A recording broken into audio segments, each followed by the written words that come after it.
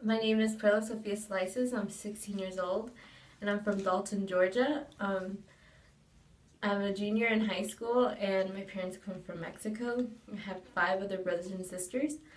As a kid, I can remember just spending my days watching movies on my beanbag, waiting for my sisters to come home. I can even remember reenacting some of the scenes from The Lion King with my cousins. So ever since then, I've had this really big fascination with films and this power that the stories have on people. So that's the main reason why I would like to participate in this contest.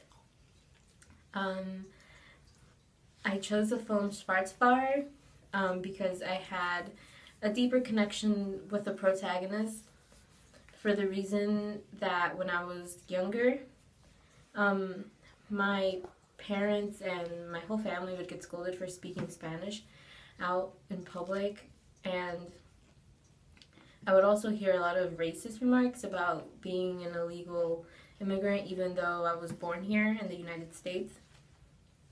And so I kind of felt the feeling that the protagonist felt the uncomfortableness, um, except, well, we both kind of managed with it. We both stayed quiet. But in the end, I really liked how he had the upper hand, how he managed to get her to stop saying such bad things without raising his voice at her. He did it in a very creative and cool way, and I really liked that.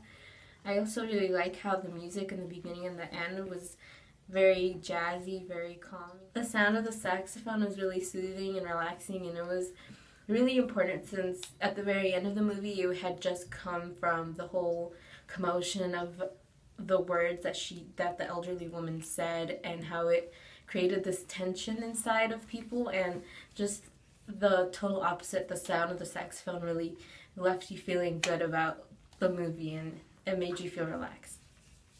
I also really liked the black and white because it represented how the elderly woman saw the world, how she saw either good or bad.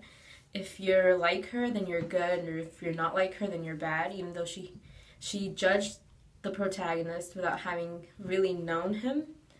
And I felt like the black and white gave the viewer like it represented how she saw the world, when in reality there's a lot more colors. There's a whole spectrum of people, and she didn't really give him the chance to really introduce himself or to even make a good first impression. She just picked off of him, and every little thing that he did was bad in her eyes. And so I thought that the black and white did a good job of showing the viewers how she saw the world. Another thing that I liked was the silence, how in the tram everyone was silent, everyone was looking away, felt the tension and the anxiousness, and this brought out what she said more since it was silent. It was nothing else to fill the sound of the tram, and I felt as if this was really impactful on the audience because they had nothing else to listen to other than what she had to say.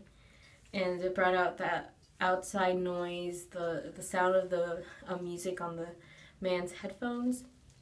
It was also another big thing. Like it was just his headphones, but it really popped out because it was so silent.